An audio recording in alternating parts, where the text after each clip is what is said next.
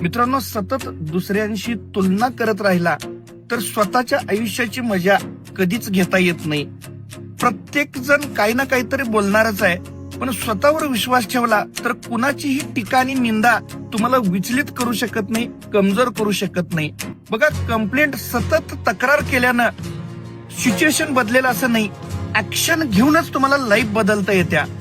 Control म्हणजे इतरांना बदलण्याची इच्छा. आपण फक्त स्वतःवर कंट्रोल ठेवू शकत असतोय. दुसऱ्यांना बदलण्याचा हट्ट आपलं आयुष्य कठीण बनवत असतोय.